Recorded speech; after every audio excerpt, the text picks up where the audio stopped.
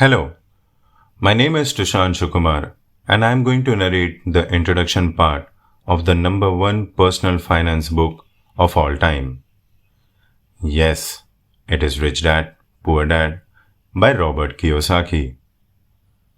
Rich Dad, Poor Dad Introduction. I had two fathers, a rich one and a poor one.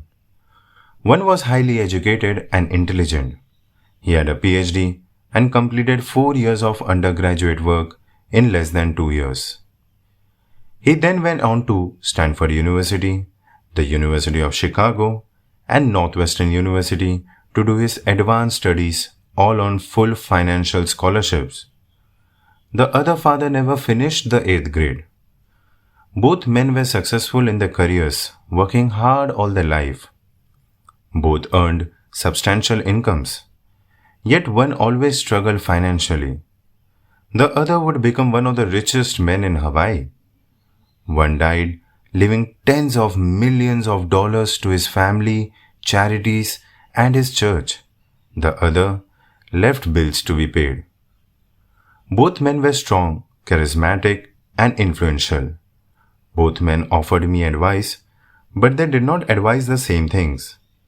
Both men believed strongly in education, but did not recommend the same course of study. If I had only one dad, I would have had to accept or reject his advice. Having two dads offered me the choice of contrasting points of view, one of a rich man and one of a poor man. Instead of simply accepting or rejecting one or the other, I found myself thinking more, comparing, and then choosing for myself. The problem was that the rich man was not rich yet, and the poor man was not yet poor. Both were just starting out on their careers, and both were struggling with money and families. But they had very different point of view about money. For example, one dad would say, "The love of money is the root of all evil." The other said, "The lack of money is the root of all evil." As a young boy, having two strong fathers, both influencing me, was difficult. I wanted to be a good son and listen, but the two fathers did not say the same things. The contrast in their points of view, particularly about money, was so extreme that I grew curious and intrigued. I began to start thinking for long periods of time about what each was saying. Much of my private time was spent reflecting, asking myself questions such as, why does he say that? And then asking the same question of the other dad's statement. It would have been much easier to simply say, yeah, he's right, I agree with that. Or to simply reject the point of view by saying, the old man doesn't know what he's talking about. Instead, having two dads whom I loved forced me to think and ultimately choose a way of thinking for myself. As a process, choosing for myself turned out to be much more valuable in the long run than simply accepting or rejecting a single point of view. One of the reasons the rich get richer, the poor get poorer, and the middle class struggles in death is that the subject of money is taught at home, not in school. Most of us learn about money from our parents. So what can poor parents tell their child about money? They simply say, stay in school and study hard. The child may graduate with excellent grades, but with poor person financial programming and mindset. Sadly, money is not taught in schools. Schools focus on scholastic and professional skills, but not on financial skills. This explains how smart bankers, doctors, and accountants who earned excellent grades may struggle financially all of their lives. Our staggering national debt is due in large parts to highly educated politicians and government officials making financial decisions with little or no training in the subject of money. Today, I often wonder what will soon happen when we have millions of people who need financial and medical assistance. They will be dependent upon their families or the government for financial support. What will happen when Medicare and Social Security run out of money? How will a nation survive if teaching children about money continues to be left to parents, most of whom will be or already are poor? Because I had two influential fathers, I learned from both of them. I had to think about each dad's advice, and in doing so, I gained valuable insight into the power and effects of one's thought on one's life. For example, one dad had a habit of saying, "I can't afford it."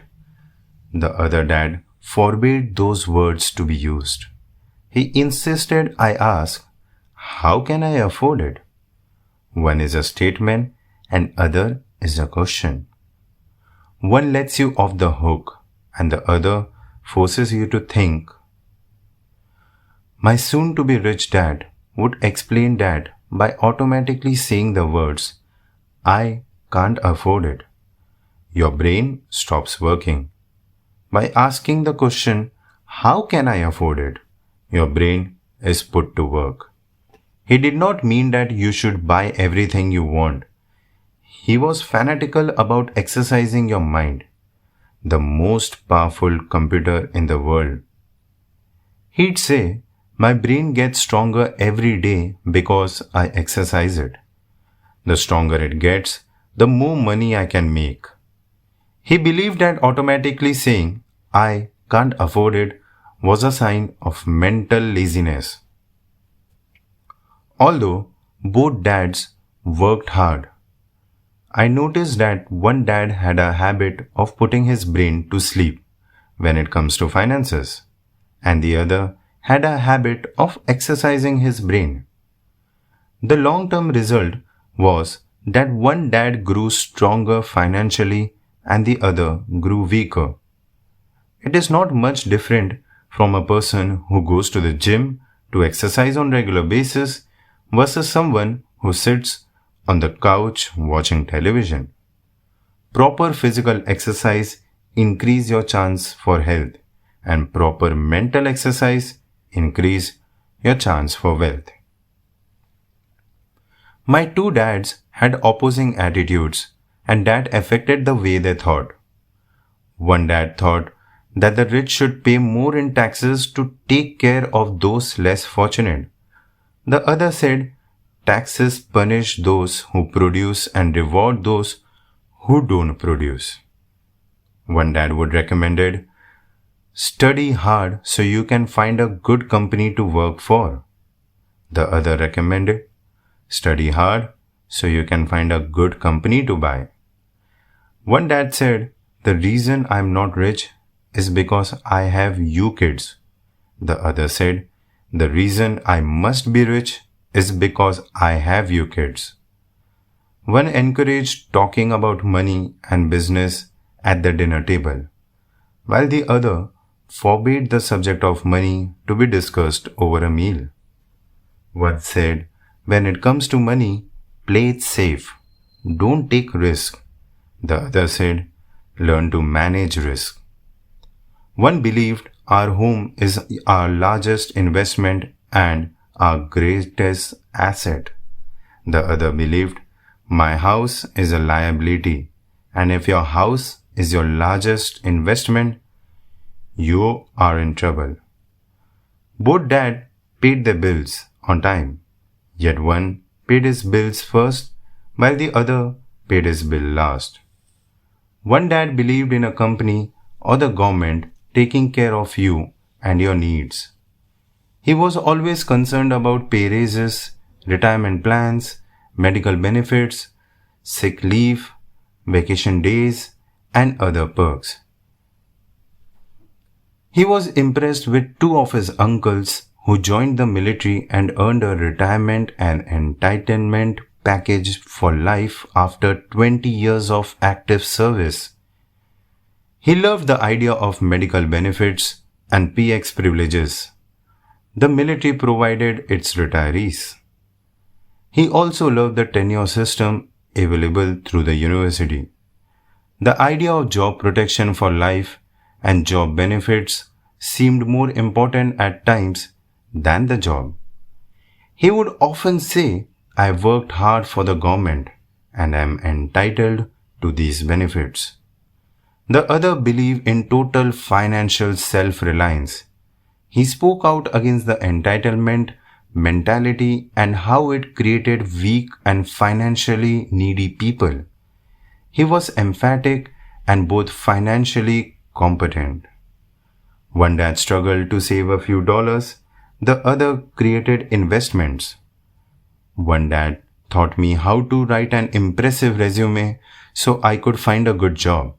The other taught me how to write strong business and financial plans so I could create jobs. Being a product of two strong dads allowed me the luxury of observing the effects different thoughts have on one's life. I noticed that people really do shape their lives through their thoughts. For example, my poor dad always said, I'll never be rich, and that prophecy came reality.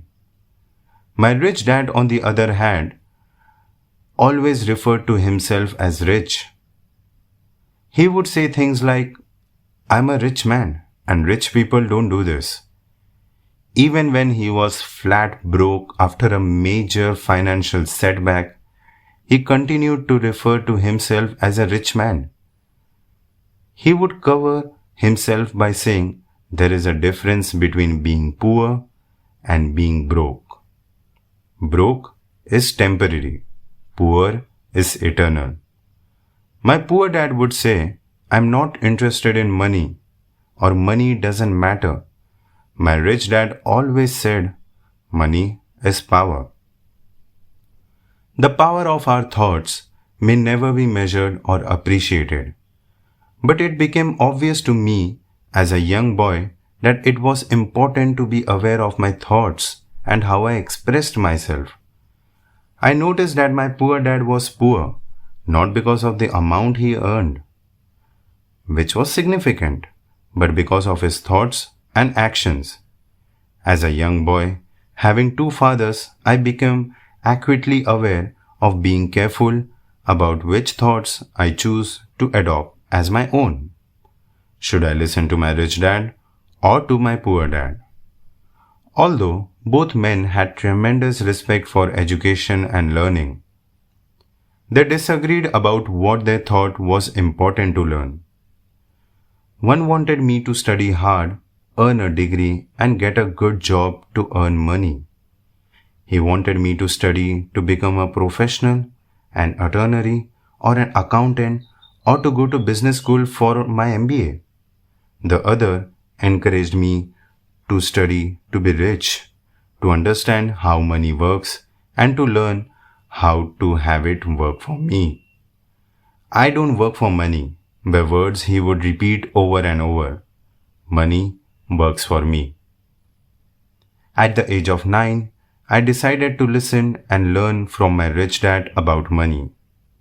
In doing so, I chose not to listen to my poor dad, even though he was the one with all the college degrees.